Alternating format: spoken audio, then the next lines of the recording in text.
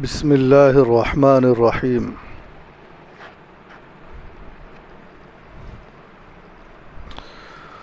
میرے ذہن میں اس وقت کافی تفصیلی گفتگو موجود ہے، لیکن نہ طبیعت اتنی اچھی ہے اس وقت کہ تفصیل سے گفتگو کی جا سکے، نہ آپ کے پاس موقع ہے، اسی لیے کوشش کریں گے مختصر، یا اگر کچھ طبیعت سنبھلتی رہی تو کچھ باتیں بیان کروں گا۔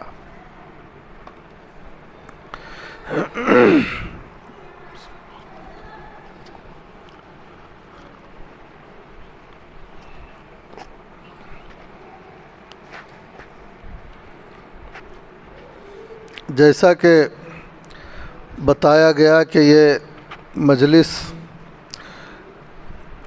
اس سال کے اعتبار سے آخری مجلس ہے، اس کے بعد رمضان المبارک شروع ہو جائے گا، پھر اس کے بعد رمضان کے ختم کے بعد پھر کوئی ترتیب بنے گی۔ اب ہمارے ذہن میں ایک سوال آ سکتا ہے، بلکہ بعضوں نے اظہار بھی کیا اس کا۔ سوال آتا ہے کہ جو رمضان قریب ہے ہم اسے کس طرح گزاریں، کیونکہ اب تک رمضان ہمارے زندگیوں میں آتے رہے اور ہر سال ہماری کوشش رہی کہ رمضان کے شروع ہونے سے پہلے اس کا استحضار کرتے، ذہن میں یہ بات رکھتے کہ رمضان المبارک آنے والا ہے، اس کی تیاری کرتے، مختلف انداز سے تیاری کرتے۔ بعض ایسی تیاری کرتے کہ میری صحت کیسی ہے، رمضان میں روزوں کی متحمل ہے یا نہیں ہے، اس کا علاج معالجہ کر لیتے، کچھ صحت کی فکر کر لیتے تاکہ رمضان میں صحت اچھی رہے اور رمضان کی قدر ہو سکے، روزے رکھے جا سکے، تراویح پڑھی جا سکے۔ اور بعض صحت تو اچھی ہوتی ہے لیکن سفر درپیش ہوتے ہیں تو اسے رمضان کے اسفار کو شعبان میں مکمل کر لیتے ہیں، بعض کام رمضان میں تک لے جانے کے بجائے شعبان میں ختم کر لیتے ہیں تاکہ مصروفیت زیادہ نہ رہے اور اسے اچھی طرح نبھا سکیں۔ بعضوں کی مصروفیت بھی نہیں ہوتی اور طبیعت بھی ٹھیک ہوتی ہے لیکن مسائل کا علم بہت کم ہوتا ہے۔ رمضان میں مسئلہ پوچھتے ہیں، یہ کیسا ہے، وہ کیسا ہے، روزے میں ایسا ہو گیا، روزے میں ایسا ہو گیا، تراویح کا کیا مسئلہ ہے۔ یہ بھی تیاری میں شامل ہے کہ اسے بھی شعبان میں پورا کر لیں۔ ضروری مسائل روزے کے معلوم کر لیں، تراویح کے معلوم کر لیں، اس کے بارے میں کچھ پڑھ لیں، کتاب علماء سے پوچھ لیں تاکہ روزہ پورے اطمینان کے ساتھ پورے مہینے کے مسائل کو جانتے ہوئے کب اٹھنا ہے، سحری کی کیا نزاکت ہے اور افطار کیسا کرنا چاہیے، کیا دعا ہے، اگر سحری کی دعا یاد نہیں، جو ہے افطار کی دعا یاد نہیں ہے اور کوئی اور بات سحری کے متعلق معلوم نہیں ہے، تراویح کے متعلق کوئی بات معلوم نہیں ہے، اعتکاف کے متعلق کوئی بات نہیں جانتے ہیں، یا کوئی بھی رمضان میں ہونے والے اعمال، شب قدر کے اعمال اسے جان لیں تاکہ رمضان میں موقع ملے نہ ملے کبھی کوئی ایسی بات پیش نہ آ جائے، لیکن ذہنی طور پر تیار رہیں، بالکل معلومات آپ کے پاس رہیں اور اس کی اہمیت عظمت ابھی رہے تاکہ یہاں سے آنے سے پہلے یہ نیت رہے کہ ٹھیک اسے گزاریں گے۔ یہاں تک تو کر رہے ہیں کہ کتابیں بھی دیکھتے ہیں ہم لوگ، لیکن آج کل کے حالات کے حساب سے جو صورتحال ہے ایک اور بات کی طرف توجہ جاتی ہے، اسی کی طرف یہ کرتے ہوئے یہ تو کرنا چاہیے، ایسا صحت کی فکر کرنی چاہیے کیا ہوگی اور علم حاصل کرنا چاہیے، لیکن اس کے ساتھ ایک اور اہم بات کی طرف آپ حضرات کو توجہ دلانا چاہتا ہوں اور وہی بات مجھے اس محفل میں کہنی ہے۔ یہ تو آپ جانتے ہیں جو میں نے ابھی تذکرہ کیا ہے، لیکن اس طرف توجہ دلانا چاہتا ہوں، اور وہ کیا ہے جس کی طرف ہمیں تیاری کرنی چاہیے، توجہ کرنی چاہیے، وہ یہ ہے کہ یہ جو مہینہ آ رہا ہے یہ بہت متبرک مہینہ، اللہ کی رحمتوں کا مہینہ، بڑی برکتیں لے کر آ رہا ہے۔ کوئی ایسا کام ہم سے نہ ہو اس کے اندر جو شیطان کے بہکاوے کا نتیجہ ہو، جو بالکل اللہ کو پسند نہ آئے، ایسا کام نہ ہو اس کے اندر، کوئی بھی کام۔ ہمارے پاس ایمان جیسی دولت ہے، ہم مومن کہلاتے ہیں، تو ہم اس بات کی تیاری کریں کہ ہم سچے پکے مومن رہیں، بالکل ایمانی جذبہ ہمارے دل کے اندر رہے، ایمانی ذہن ہمارے اندر رہے۔ اس طرح ہم رمضان کے قریب ہونے کی کوشش کریں۔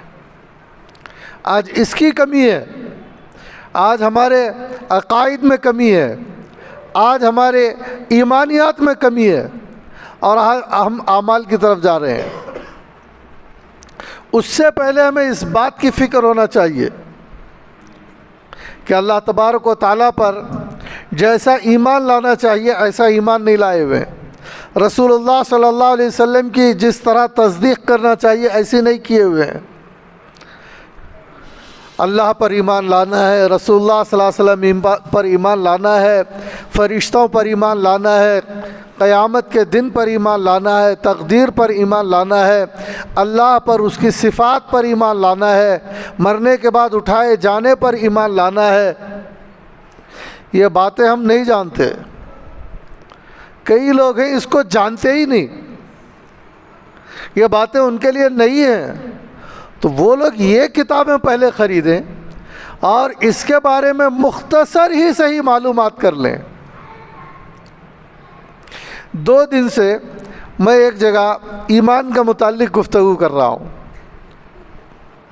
تو مجھے ایسا محسوس ہو رہا ہے کہ سننے والے ایسے سن رہے ہیں جیسے میں نئی باتیں بول رہا ہوں، حالانکہ یہ ہمارے دل کا حصہ تھی، یہ ہمارے دل کی صفت تھی، ایمان، اللہ پر ایمان لانا، اللہ تعالیٰ کی صفات پر ایمان لانا، رسول اللہ صلی اللہ علیہ وسلم پر ایمان لانا۔ یہ بات ہمارے دل میں جمی ہوئی ہونی چاہیے، اس کو ہم اپنے دلوں کا حصہ بنائیں، یہ جو خوبی ہمارے دل کے اندر پیدا ہو۔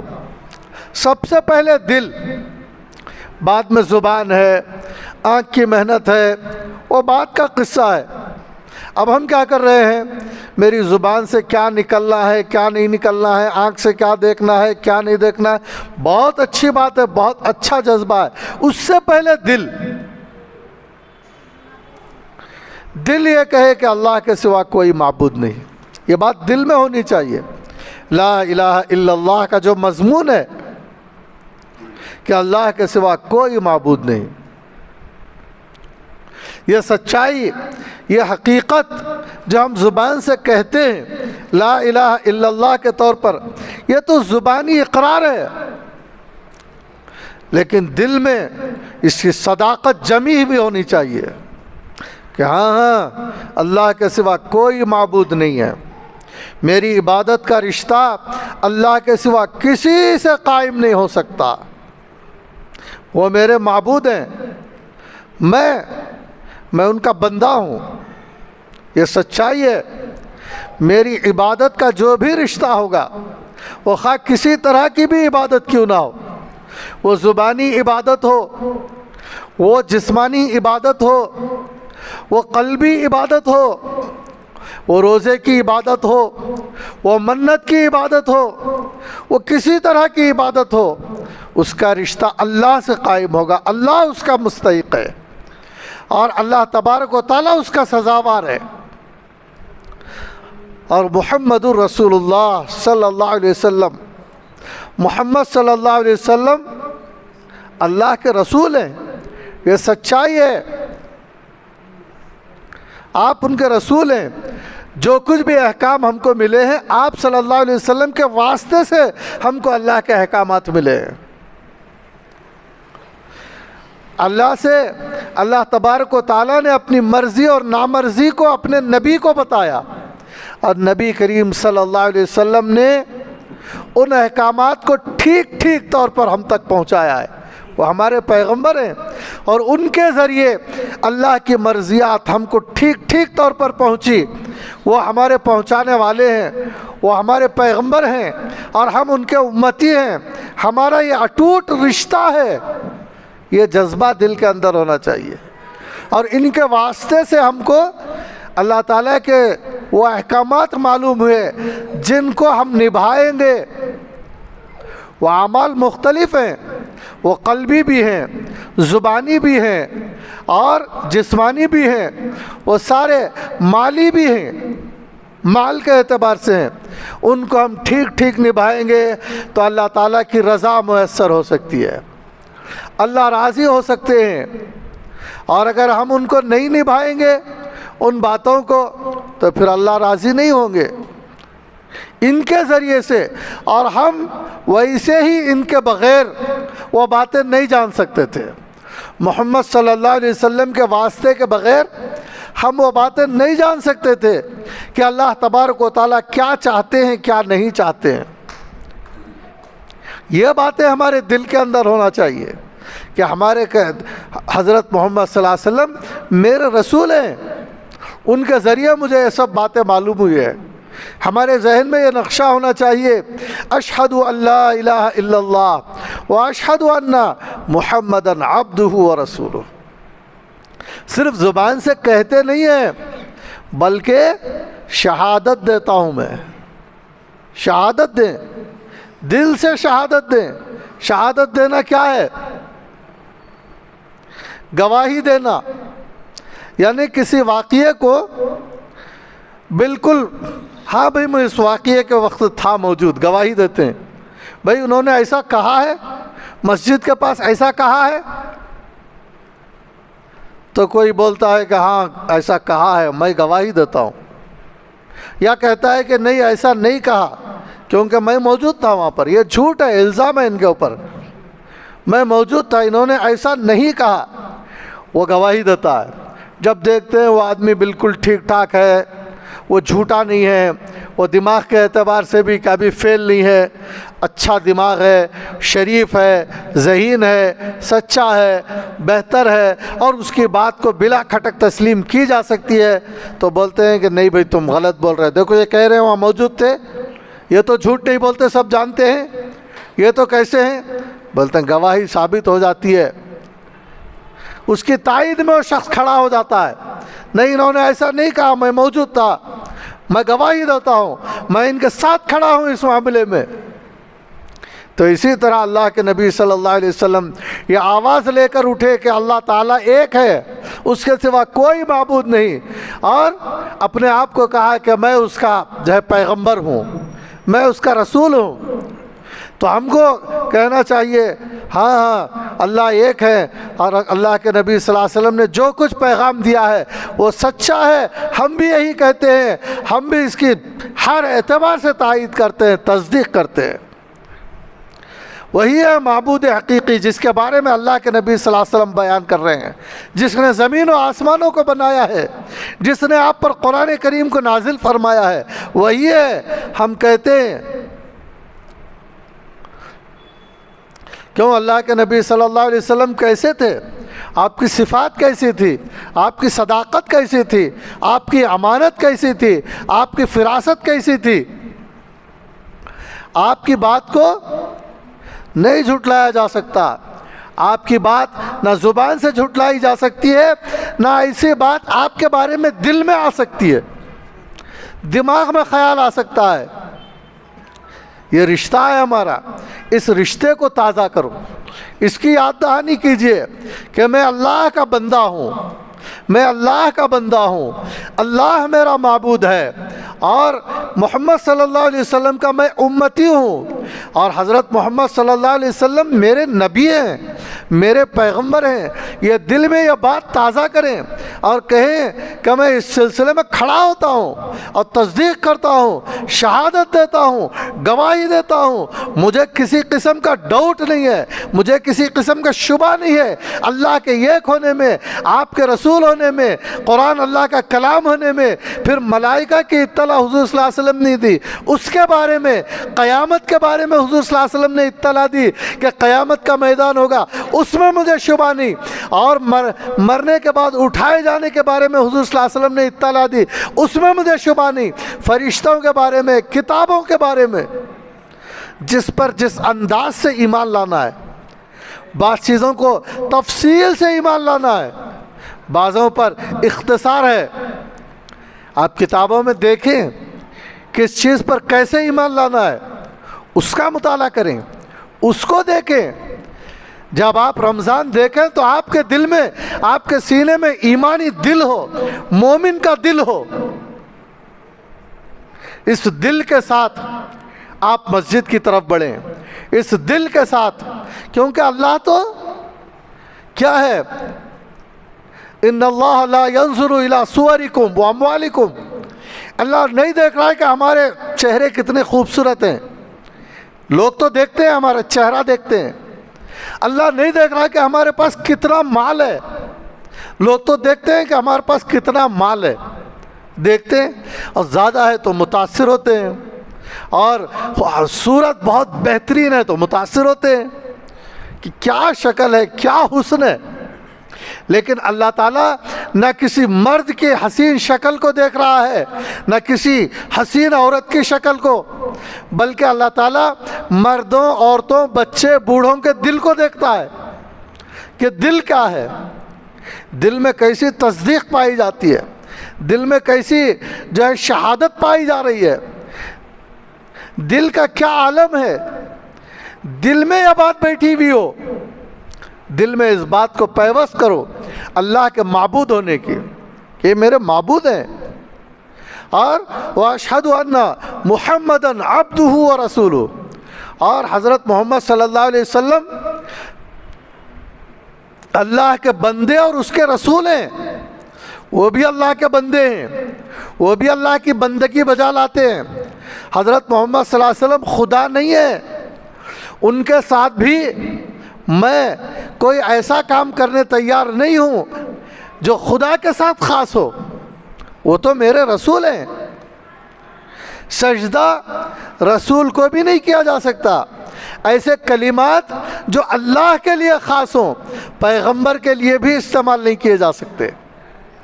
یہ بات دل میں بٹھائیں کہ اللہ میرا معبود ہے، اور حضرت محمد صلی اللہ علیہ وسلم اللہ کے بندے ہیں اور رسول ہیں۔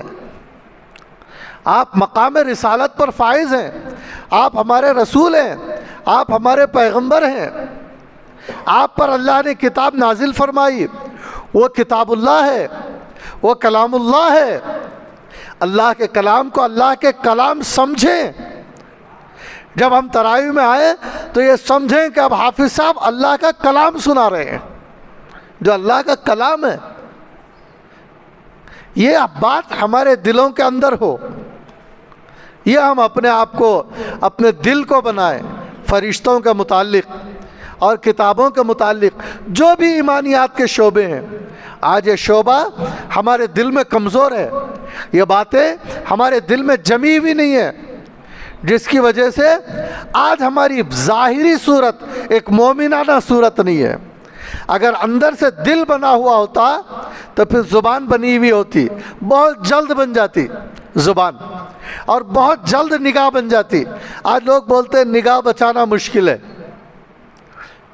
ڈائریکٹ نگاہ پر محنت کر رہے ہیں، دل پر محنت نہیں کر رہے، زبان پر محنت کرتے ہیں۔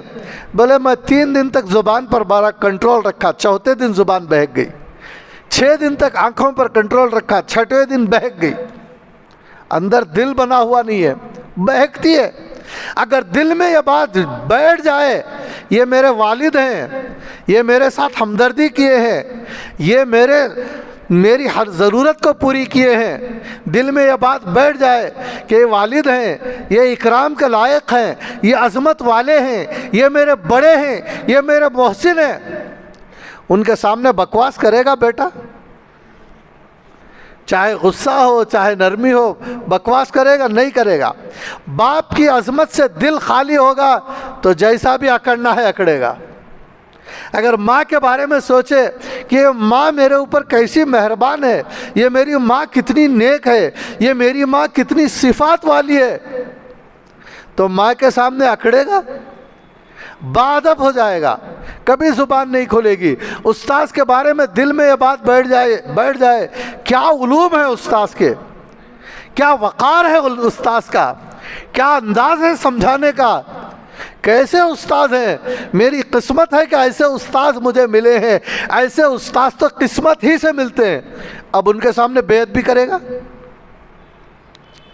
بولے گا کہ مجھے ان کی ہر وقت قدر کرنی چاہیے اور ان سے خوب علم حاصل کرنا چاہیے، یہ سوچے گا، یہ ناراض کرنا چاہے گا؟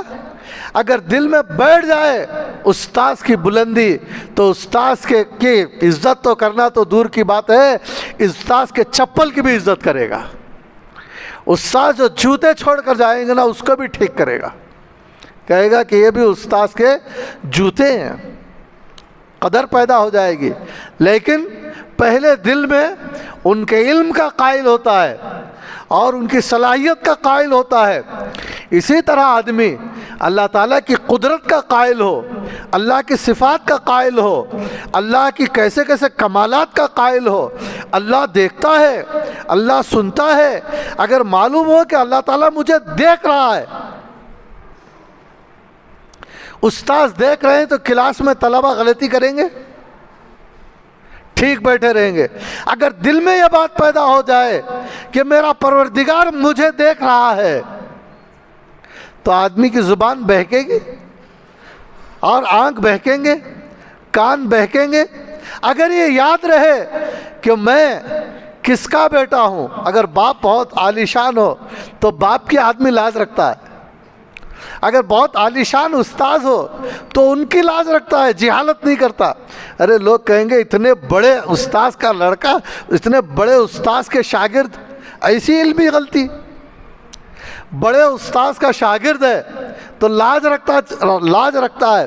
اگر دل میں حضور صلی اللہ علیہ وسلم کی بلندیاں عظمتیں آ گئی، میں کتنے بڑے پیغمبر سید الانبیاء کا امتی ہوں، میرے نبی کیسے امتی ہیں، میرے نبی نے میرے لیے دعائیں کی ہیں، میرے نبی نے امت کا غم کھایا ہے، اور میں بھی امتی ہوں تو میرا بھی غم کھایا ہے۔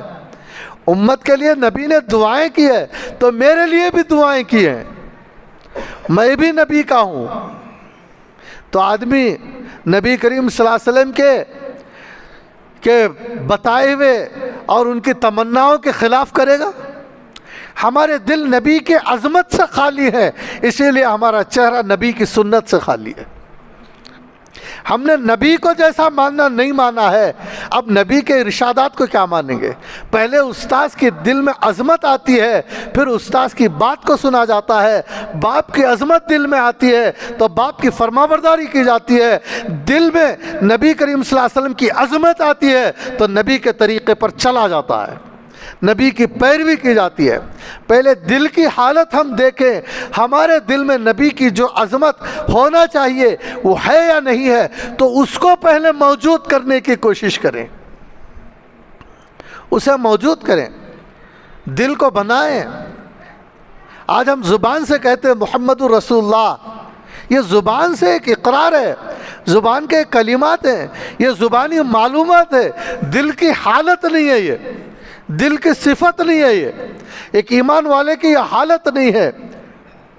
اگر دل میں یہ بات بیٹھ جائے تو پھر اس مومن کی یہ حالت نہیں ہوتی جو آج مومنین کی حالت نظر آ رہی ہے۔ آپ زبانوں کو دیکھ لیجئے، جو صبح سے شام تک زبان سے جو الفاظ اور جملے نکل رہے ہیں، کیا وہ اللہ کے بندے کے جملے ہیں؟ وہ لکھے جا رہے ہیں جملے، ہم کہہ رہے ہیں لا الہ الا اللہ، میں اللہ کا بندہ ہوں، اللہ میرے معبود ہے۔ کیا اللہ یہی چاہتا ہے جو تو بول رہا ہے؟ یہ چاہتا ہے اللہ؟ ناراض ہو گیا ہوگا نا اللہ تعالیٰ. یہ تو جملے سے اللہ کی ناراضگی ملتی ہے. جھوٹ بول رہا ہے تو اللہ راضی ہو جائیں گے. غیبت کر رہا ہے اللہ راضی ہو جائیں گے. یہ اللہ کو ماننا ہے. اگر دل میں اللہ کو ماننا کہتا ہے کہ میرا معبود اللہ ہے، تو بھی اللہ کا بندہ ہے، تو تیرا معبود تجھے سچائی کی تعلیم دے رہا ہے. تیرا پروردگار تجھے غیبت سے بچنے کی تعلیم دے رہا ہے. تو اگر رسول اللہ صلی اللہ علیہ وسلم کا امتی ہے، تیرے پیغمبر تو تجھے داڑھی رکھنے کا حکم دے رہے ہیں. تیرے پیغمبر تو تجھے نماز پڑھنے کا یہ طریقہ بتا رہے ہیں. تیرے پیغمبر تو روزے رکھنے کا یہ طریقہ بتا رہے ہیں. تیرے پیغمبر تو گھریلو زندگی کا یہ طریقہ بتا رہے ہیں. تیرا گھر تو رسول اللہ صلی اللہ علیہ وسلم کے امتی کے گھر کی طرح نہیں ہے. تیری زبان تو رسول اللہ صلی اللہ علیہ وسلم کی تعلیمات کے مطابق تو نہیں ہے. تیرے پیغمبر نے تو یہاں دیکھنے سے منع کیا ہے، تو دیکھ رہا ہے. معلوم ہوتا ہے کہ تیرے دل نبی کی عظمت سے خالی ہے. نبی کو تو کلمہ پڑھ لیا، محمد الرسول اللہ، میرے رسول ہیں، لیکن میں جو چاہے بولوں گا، میں جو چاہے دیکھوں گا، میں جو چاہے سنوں گا. ایک صحابی ایک جگہ سے جا رہے تھے، آنکھوں کانوں میں انگلیاں رکھ لی، کچھ غلط قسم کی آواز آ رہی تھی. اس کے بعد بہت دور جا کر انگلیوں کو نکالا، کہا کہ میں نبی علیہ الصلوۃ والسلام کے ساتھ جا رہا تھا، آپ نے بھی اس طرح اس آواز پر اپنے کانوں کو بند کر لیا تھا. یہ صحابہ اکرام کی شان تھی کہ آپ نبی کا کلمہ پڑھتے تھے، پھر نبی ان کو کانوں کے معاملے میں اگر احکام دیتے تھے تو وہ چوں چرا نہیں کرتے تھے، اپنے کانوں کو ان تمام جگہوں سے بند کر لیتے تھے جہاں نبی لگانا نہیں چاہتے. دل میں نبی کی عظمت تھی، دل نبی کی محبت سے بھرا ہوا تھا. پہلے دل اللہ کی عظمت سے بھرو، پہلے دل کو اللہ کی محبت سے بھرو، نبی کی محبت سے بھرو، نبی کی عظمت سے بھرو، تاکہ یہ روزے بالکل آسان ہو جائیں. آج نبی کی اللہ کی عظمت نہیں ہے تو یہ روزوں کی بھی عظمت نہیں ہے. لوگ روزوں میں کوتاہی کرتے ہیں، کوئی 2-4 روزے رکھتے ہیں اور عید میں آ جا رہے ہیں انعام لینے کے لیے. پورے مہینے کے روزے رکھنا ان کے لیے بار ہے. اگر اللہ کی عظمت ہوتی تو کہتے پورا سال بھر رکھنے کے لیے تیار ہیں. صحابہ میں ایسے لوگ گزرے ہیں جو یہ چاہتے تھے کہ ہم یہ رمضان کے روزوں کے علاوہ بھی روزوں کی اجازت پوچھتے تھے. یہ حالت تھی. آج تراویح میں ہماری کتنی بے دلی ہے. یہ صورتحال کیوں ہے؟ کتنے 1 گھنٹے 1.5 گھنٹے کی بات ہے، وہ ہمارے لیے بار ہے. کیوں؟ اللہ کا کلام سننا اس سے بڑی ہماری قسمت ہو سکتی ہے؟ ہمارے کانوں کی قسمت، ہمارے وجود کی قسمت کہ اللہ کا کلام سنا جا رہا ہے. اللہ کے کلام کی طرف ہم زیادہ متوجہ نہیں ہیں. پہلی رکعت، بعض لوگ پہلی رکعت کے رکوع کے قریب شامل ہوتے ہیں. کیوں؟ تراویح پڑھنا ہے ان کو، لیکن امام صاحب جب تراویح کے لیے رکعت باندھتے ہیں تب رکعت باندھنا نہیں ہے شروع سے. کیوں؟ اللہ کا کلام کی کوئی وقت نہیں ہے، دل بنا ہوا نہیں ہے، اندر سے بنے ہوئے نہیں ہے. تو دیکھیے ہماری زبان کی کیا حالت ہے. اپنے دل پر محنت کریں. اگر ہم جو ہے نماز پڑھتے رہیں لیکن زبان سے جو چاہے کہتے رہیں، غیبت کرتے رہیں، چغلی کھاتے رہیں، جھوٹ بولتے رہیں، بکواس کرتے رہیں، فضولیات کرتے رہیں، یہ کیا روزہ ہے؟ رسول اللہ صلی اللہ علیہ وسلم ایسے روزے کے بارے میں کیا فرماتے ہوں گے؟ یہ بھوکا پیاسا رہنا ہے. باقی اللہ تعالیٰ کو ایسے روزے دار کی کیا ضرورت ہے؟ ایسا روزہ نہیں ہوتا. تیاری اسے بولتے ہیں کہ اللہ کی دل میں اللہ کی عظمت بٹھائیں. ایک مومن کا دل کیسا ہوتا ہے؟ گھبرایا ہوتا ہے، اللہ سے ڈرتا رہتا ہے دل ہی دل میں کہ میرا پروردگار بڑی صفات والا ہے، میرا پروردگار میرا پالنہار ہے، میرا پروردگار میرے اوپر بڑا رحیم ہے، میرا پروردگار میرے برائیوں کو چھپا رہا ہے، میرا پروردگار مجھے کھلا رہا ہے، میرا پروردگار میرے اوپر نعمتوں کی بارش کر رہا ہے۔ ایسے پروردگار کی کوئی مرضی کے خلاف زبان سے کوئی جملہ نہیں نکلنا چاہیے، اللہ کی ناراضگی والا۔ ارے اس کا میں کھاتا ہوں، اسے ناپسند آئے ایسی زبان میری ہو، ایسا نہیں ہو سکتا۔ یہ ہے عظمت۔ کھا رہے ہیں اللہ کا اور زبان سے ایسا نکال رہے ہیں کہ شیطان خوش ہو رہا ہے۔ شیطان کو کتنی خوشی ہوتی ہوگی، ایسے جملے ہمارے زبان سے نکلتے ہیں، ہم ایسی باتیں کہتے ہیں دوسرے مسلمان کو کہ اللہ کی ناراضگی آ جاتی ہے اور شیطان خوش ہوتا ہوگا، ہاں اچھا کہا تو نے، ابھی سنانا چاہیے تھا تجھے۔ گالی دے رہے ہیں، شیطان کتنا خوش ہوتا ہوگا سوچئے جب ایک مومن گالی دیتا ہے، جب ایک مومن جو ہے سچ بولتا ہے، شیطان کو خوشی ہوتی ہوگی کہ ہاں بھئی ایسے جملے بولنا چاہیے تاکہ اللہ سے کی دربار سے یہ دھتکار دیا جائے۔ آج ہمارے ایسے جملے ہیں۔ یہ سب باتیں اس قسم کی باتیں سیکھنے کی ضرورت ہے۔ علماء کے قریب ہو جائیں، کتابوں کے قریب ہو جائیں، علماء سے سیکھیں، دیندار لوگوں کے قریب ہو جائیں، سیکھیں کیا بولنا ہے، کیا نہیں بولنا ہے، کیا سننا ہے، کیا نہیں سننا ہے، کیا دیکھنا ہے، کیا نہیں دیکھنا ہے، کیا سوچنا ہے، کیا نہیں سوچنا ہے، دل میں کیا لانا ہے، دل میں کیا نہیں لانا ہے، کس کو کیا بولنا ہے، کس کو کیا نہیں بولنا ہے۔ یہ دیکھیں۔ کب گھبرانا چاہیے؟ آج مومن گھبرایا ہوا ہے، پہلے وہ گھبراہٹ کو دور کرو، بیجا گھبراہٹ۔ رمضان تو ابھی ہے، روزے تو رکھیں گے، تلاوت کو کریں گے، لیکن پہلے اپنی زبان صاف کریں گے۔ زبان سے ایسے بکواس ختم کرو، سچی پکی توبہ کرو، اور دل سے گھبراہٹ، ایک عام لہر گھبراہٹ کی پھیلی ہوئی ہے، سیکھو۔ گھبرانا بھی چاہیے دل، لیکن کہاں گھبرائے کہاں نہ گھبرائے۔ جہاں نہیں گھبرانا چاہیے وہاں نہیں گھبرانا چاہیے۔ حضرات صحابہ اکرام کا حال دیکھو، رسول اللہ صلی اللہ علیہ وسلم نے ان کے دل کو، صحابہ کہاں ڈر گئے، وہاں ہم کو بھی ڈر جانا چاہیے۔ حضرات صحابہ کہاں نہیں ڈرے، وہاں ہم کو نہیں ڈرنا چاہیے۔ ہم کو بھی پوچھئے کہاں ڈرتے ہیں۔ آج ہماری حالت یہ ہے کہ جہاں ڈر ہونا چاہیے وہاں ڈر نہیں ہے، اور جہاں ڈر بالکل نہیں ہونا چاہیے اس بات کو لے کر گھبرائے ہوئے بیٹھے ہیں۔ مومن کی خوشیاں دیکھو، آج یہ خوشیوں کو ختم کرو رمضان آنے سے پہلے پہلے۔ کس بات پر خوش ہونا ہے ہم کو؟ اس بات پر تو خوشی نہیں ہے، جس بات پر خوش نہیں ہونا ہے اس بات پر خوشی ہے۔ حضرات صحابہ اکرام کس بات پر خوش ہوتے تھے؟ آج ان باتوں کو لے کر ہم خوش ہو رہے ہیں؟ خوش نہیں ہو رہے ہیں ان باتوں کو لے کر۔ اور جن باتوں پر لے کر خوش نہیں ہونا چاہیے وہاں جو ہے خوشی مضر ہے، وہاں خوش ہونا گناہ ہے، اس بات پر ہم خوش ہو رہے ہیں۔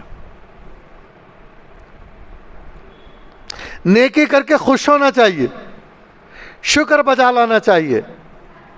نیکی پر کوئی خوشی نہیں ہے، نماز پڑھ کر کوئی خوشی نہیں ہے، نماز چھوڑ کر کوئی غم نہیں ہے، لیکن برائی کر کے خوشی ہے، کسی کو نیچا دکھا کر خوشی ہے۔ حالانکہ خوشی ہونا نہیں چاہیے، ڈرنا چاہیے اللہ سے۔ ارے بھائی میں اس کو بہت نیچا دکھا رہا ہوں اور اللہ دیکھ رہے ہیں، ڈرنا چاہیے، لیکن کسی کو نیچا دکھا کر خوشی ہے۔ گناہ کر کے ڈرنا چاہیے۔ صحابہ اکرام سے اگر کوئی بات ایسی اللہ کی مرضی کے خلاف پیش آ جاتی تو گھبرا جاتے تھے کہ مجھ سے ایسی بات صادر ہو گئی، ڈر جاتے تھے۔ آج ہم تو نہیں ڈر رہے ہیں، ہم کہاں ڈر رہے ہیں؟ گناہ کر کے موقع مل گیا گناہ کرنے کا، خوش ہو رہے ہیں، گناہ کر کے خوش ہو رہے ہیں، گھبرا رہے نہیں ہیں، اور عبادت چھوڑ کر بھی مطمئن ہے، فجر چھوڑ کر مطمئن ہے، ظہر چھوڑ کر مطمئن ہے۔ حالانکہ ڈرنے کا موقع تھا، کیسا وقت آ گیا میرے لیے، ڈر نہیں رہے۔ علماء سے نفرت کر رہے ہیں، ڈر نہیں ہے؟ کیا یہ تعلیم تھی ہمارے رسول صلی اللہ علیہ وسلم کی کہ علماء سے نفرت کرنے کی؟ کتنے لوگ ہیں ایسے جو علماء سے نفرت کرتے ہیں، حفاظ سے نفرت کر رہے ہیں، طلباء سے نفرت کر رہے ہیں، جبکہ رسول اللہ صلی اللہ علیہ وسلم نے علماء کے کیا فضائل بیان کیے؟ ان کو اپنا وارث کہا۔ وارث نبی سے نفرت، اور بلا وجہ، کوئی وجہ بھی نہیں ہے، بلا وجہ نفرت۔ حافظ قرآن کی کیا فضیلت بیان کی رسول اللہ صلی اللہ علیہ وسلم نے؟ اگر نبی کے ارشادات کی عظمت ہوتی تو آج حافظ قرآن کو ہم کیا سمجھتے؟ نبی کریم صلی اللہ علیہ وسلم نے دیکھیے کیا فضیلت بیان کی ہے حافظ کی۔ آج ہم حافظ کے ساتھ کیا معاملہ کر رہے ہیں؟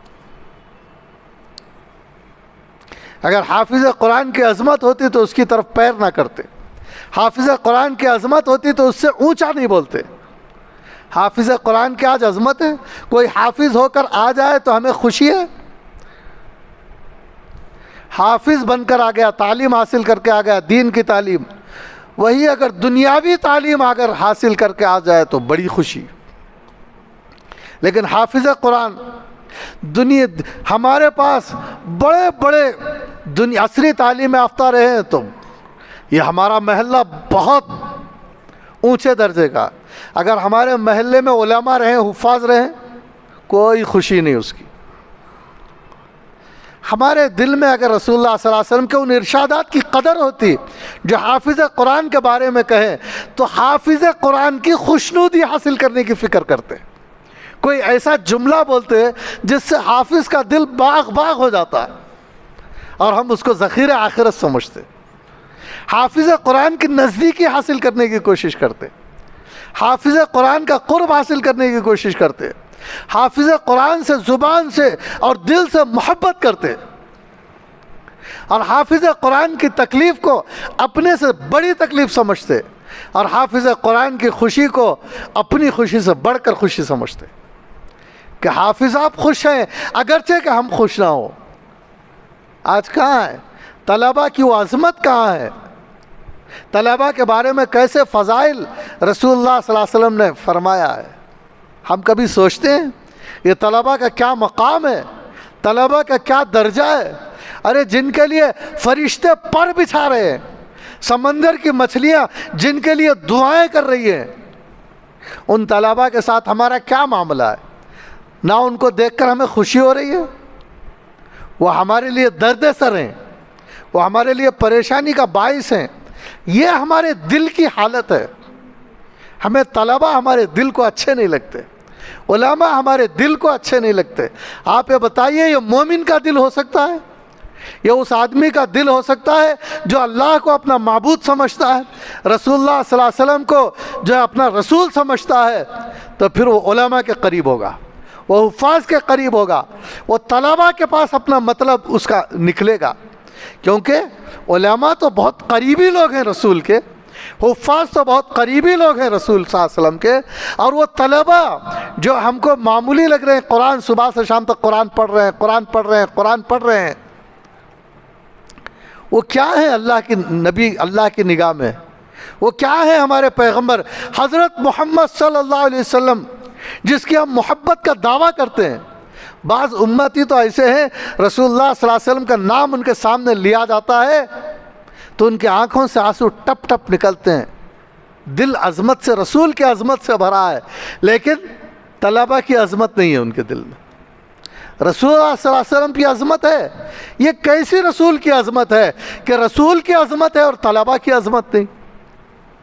جو رسول صلی اللہ علیہ وسلم کے علوم کو حاصل کر رہے ہیں، رسول اللہ صلی اللہ علیہ وسلم کے وارث بن رہے ہیں، اور ان علوم کی جس کو رہتے دنیا تک ضرورت ہے اس کی حفاظت میں اپنے آپ کو ایسے لگا اور کھپا چکے ہیں کہ بچہ بچہ اپنے ماں باپ کو چھوڑ کر مدرسے میں پڑا ہوا ہے، اور ہر عالم اور حافظ اپنی دنیا کی پرواہ کیے بغیر، نہ اس کی جائیداد ہے، نہ اس کے پاس کوئی اچھا سا گھر ہے، نہ اس کے پاس کوئی سہولت ہے، نہ اس کے لیے عید منانے کے لیے کوئی سامان ہے، وہ اپنے دنیا کو تباہ کر کے اس علوم دین کے اوپر مر مٹ رہا ہے اور اس کی حفاظت میں لگا ہوا ہے، اور دن رات لوگوں کو پیش آنے والی مسائل کو حل کر رہا ہے۔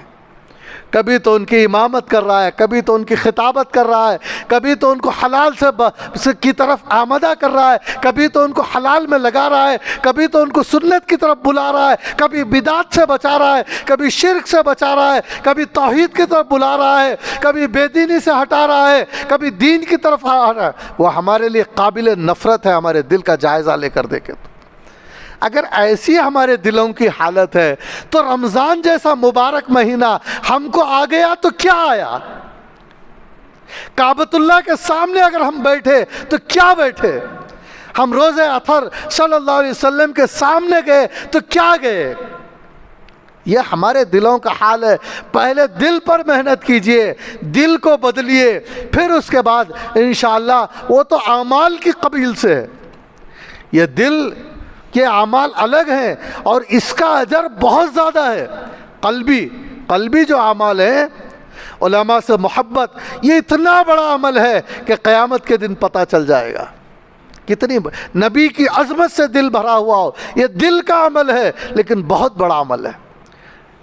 یہ اگر دل میں آ جائے یہ سب چیزیں، اللہ کی عظمت، رسول کی عظمت، علماء کی عظمت، حفاظ کی عظمت، دینداروں کی عظمت، طلباء کی عظمت، کتابوں کی عظمت، دینی احکام کی عظمت دل میں آ جائے، یہ دل بڑا قیمتی ہے قیامت کے دن۔ اور اسی کے ساتھ دل کے یہ جذبات کے ساتھ، انہی جذبات کے ساتھ آدمی مسجد میں داخل ہوتا ہے۔ بڑی عظمت ہے اللہ کی، اسے بڑا لحاظ ہے رسول اللہ صلی اللہ علیہ وسلم کی سنتوں کا، اور پھر اس امام سے بھی بڑی محبت ہے، اس عالم دین سے بھی اسے بڑی محبت ہے، اور طلباء پر نظر پڑے تو اسے بڑی محبت ہے۔ اس کے ساتھ اگر یہ نمازیں پڑھتا ہے، یہ تراویح پڑھتا ہے، یہ حج کو جاتا ہے، یہ عمرے کو جاتا ہے، اور یہ اسی طرح روزے رکھتا ہے، تو ایسا روزے دار اللہ تعالیٰ کو پسند ہے۔ ورنہ ہم یہ ظاہری اعمال تو کچھ کر لیتے ہیں، لیکن ہمارے دماغوں کا کیا حال ہے، ہمارے دل کا کیا حال ہے؟ جبکہ اللہ تعالیٰ ہمارے زبان کو بھی دیکھ رہا ہے، ہماری آنکھ کو بھی دیکھ رہا ہے، ہمارے دماغ کو بھی دیکھ رہا ہے، ہمارے دل کو بھی دیکھ رہا ہے، ہمارے خیالات سے بھی واقف ہے، ہمارے دل کے جذبات سے بھی واقف ہے۔ لہٰذا بہت سے لوگ یہ تیاری کرتے ہیں سحری کے بارے میں، کیا سحری کھانا ہے، کیا افطار کرنا ہے، کیا مسائل ہیں، لیکن ان کے دلوں میں وہ نہیں ہے جو دل کا مضمون ہونا چاہیے، دل کی صفت ہونا چاہیے۔ پہلے اپنے دل کو بنائیے، دل میں وہ چیزیں جما دیجئے جو اللہ چاہتے ہیں، اور دل سے وہ چیزیں نکال دیجئے جو شیطان چاہتا ہے کہ یہ بات دل کے اندر رہے، وہ نکال دیں۔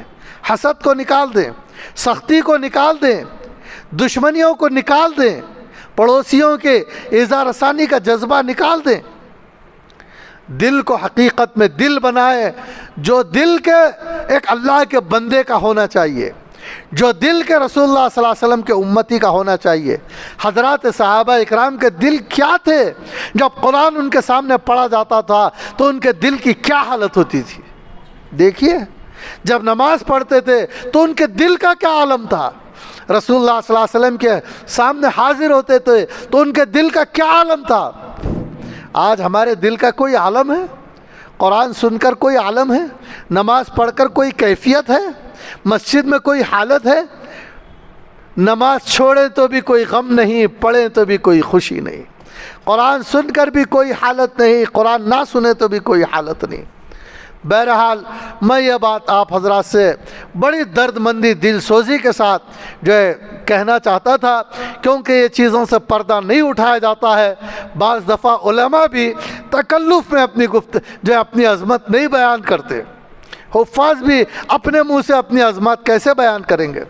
لیکن چونکہ اس مجلس کا جو ہے مقصد صرف دین ہے، دین کے لیے ہم جمع ہوتے ہیں۔ میں بتا رہا ہوں کہ یہ بھی دینداری ہے، صرف نماز پڑھ لینا دینداری نہیں ہے، بلکہ دل میں اللہ تعالیٰ کی عظمت ہو، قیامت کا یقین ہو، قبر میں سوال جواب کا یقین ہو. دل کے یہ مضامین ہیں, دل میں یہ چیز ہونا چاہیے. کتابیں لو, اٹھا کر یہ مضامین کو پڑھو. پڑھنے کے باوجود بھی اگر دل میں یہ بات نہیں آتی ہے تو فکر کرو اس کی. علماء کی خدمت میں پہنچو, مشائخ کی خدمت میں پہنچو. ایک آدمی کے دل کی جو حالت ہونا چاہیے نہیں تھی, اسے حضرت تھانوی رحمۃ اللہ علیہ کے پاس لایا گیا, دل کی حالت میں تبدیلی آئی. اسی طرح ایک آدمی کی جو حالت ہونی چاہیے ایک مومن کی نہیں تھی, فکر کی گئی, اسے ایک بزرگ کی خدمت میں لایا گیا, پھر دل کی حالت ٹھیک ہوئی. ایسے بہت سارے واقعات ہیں, تفصیل کا موقع نہیں ہے. آپ فکر کریں, دل کی جو حالت ہونا چاہیے وہی حالت ہونا چاہیے. دل میں جب گھبراہٹ آنا ہے اسی وقت گھبراہٹ آنا چاہیے, اس کے علاوہ نہیں آنا چاہیے. دل میں جب غم کا موقع ہو, جب اللہ غم دیکھنا چاہتے ہیں اسی موقع پر غم آنا چاہیے, بلا وجہ غم نہیں آنا چاہیے. یہ دل بنا ہوا ہو, ہمارا دماغ بنا ہوا ہو, ہمارا باطن بنا ہوا ہو. اگر باطن بنا ہوا ہے اس کے ساتھ ہم ظاہری طور پر بھی اعمال کر رہے ہیں تو پھر ان اعمال میں بھی جان پیدا ہو جائے گی. ورنہ کیا ہے, آج ہم نماز پڑھتے ہیں بے دلی کے ساتھ, کیا معلوم کہ وہ نماز قبول ہوگی, کیا منہ پر مار دی جائے گی. روزے رکھتے ہیں, جس دل سے روزہ رکھنا چاہیے اس دل سے نہیں رکھتے. وہ دل سینے میں ہمارے موجود نہیں ہے.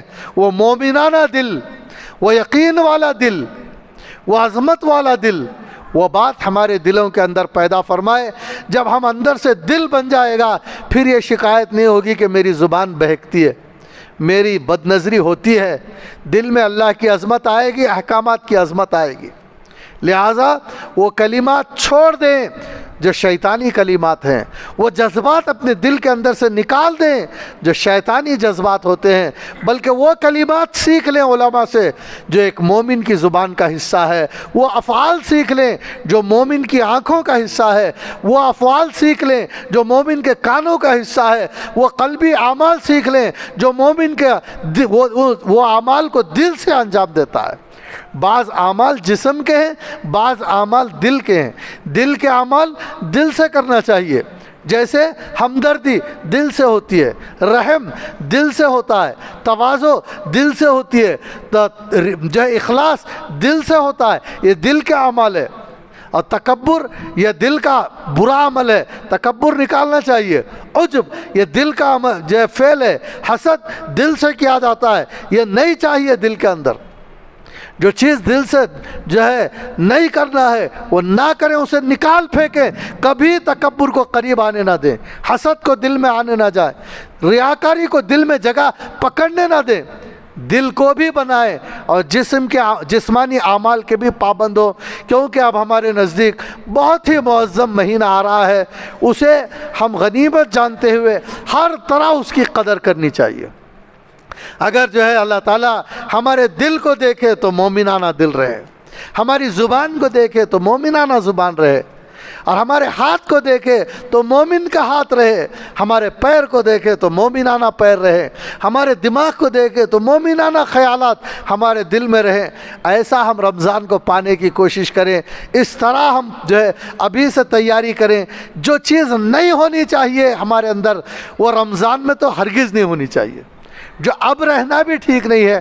رمضان تو رمضان اللہ کا مہینہ ہے, اس میں کیسے رہے گی. لہذا جو چیز ہونا چاہیے اخلاص, اس کو ابھی سے پیدا کر لیں. تواضع اسے ابھی سے پیدا کر لیں. اور رمضان میں تو تواضع کی کیفیت بڑھ جانا چاہیے, اخلاص کی کیفیت بڑھ جانا چاہیے, شکر کی کیفیت بڑھ جانا چاہیے, ہمدردی کی کیفیت بڑھ جانا چاہیے, نرم دلی کی کیفیت بڑھ جانا چاہیے. اس کی ہم محنت کریں, اس کی ہم کوشش کریں. خلاصہ یہ ہے کہ ہم اعمال کے اوپر جاتے ہیں, عقائد پر بھی ہم محنت کریں. ہم جسمانی اعمال کی طرف جاتے ہیں, ہمارے قلب پر بھی توجہ کریں. ہم صرف اللہ اللہ کرتے ہیں, لیکن جو اللہ کے جو نہیں چاہتا وہ باتیں جو زبان سے نکلتے ہیں اس کو بھی روکیں. ہم تراویح سننے کی فکر کرتے ہیں, جو چیز نہیں سننا چاہیے دن بھر اس سے کانوں کو بچائے بھی رکھیں. تب جو ہے ہم تراویح میں جب اپنے کان لے کر پہنچیں گے تو واقعی لگے گا کہ تراویح سننے کے لیے ایک اللہ کا بندہ اپنے جو ہے گناہوں سے بچتے ہوئے کان لے کر آیا ہے. یہ لگے گا۔ ہم دن بھر اگر گناہوں میں کان کو لگائیں گے تو قرآن کیا ہم سنیں گے؟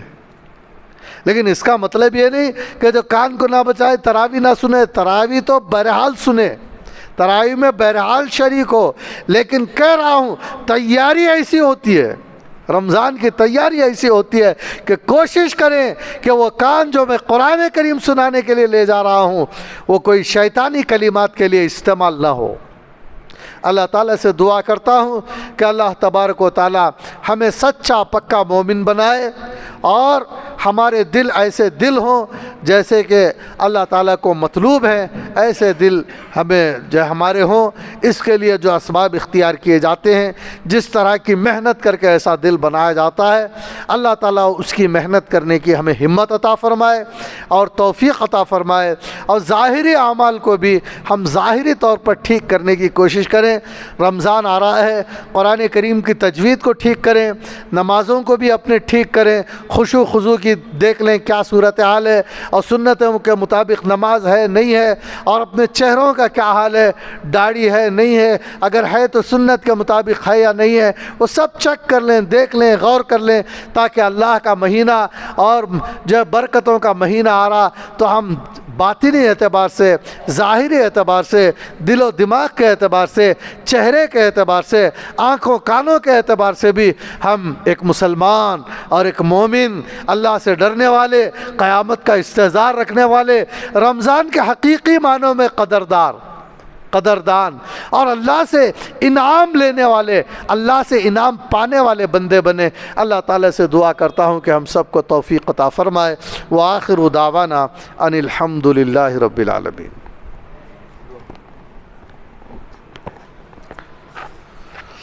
اللہم صلی علی محمد وعلی آل سیدنا محمد وبارک وسلم۔ اللهم اهدنا الصراط المستقيم، اللهم أرنا الحق حقا وارزقنا اتباعه، وأرنا الباطل باطلا وارزقنا اجتنابه۔ ربنا لا تؤاخذنا إن نسينا واخطأنا، ربنا ولا تحمل علينا إصرا كما حملته على الذين من قبلنا، ربنا ولا تحملنا ما لا طاقة لنا به، واعف عنا واغفر لنا وارحمنا، أنت مولانا فانصرنا على القوم الكافرين۔ ربنا لا تزغ قلوبنا بعد إذ هديتنا وهب لنا من لدنك رحمة إنك أنت الوهاب۔ ربنا تقبل منا إنك أنت السميع العليم وتب علينا إنك أنت التواب الرحيم۔ سبحان ربك رب العزة عما يصفون وسلام على المرسلين والحمد لله رب العالمين۔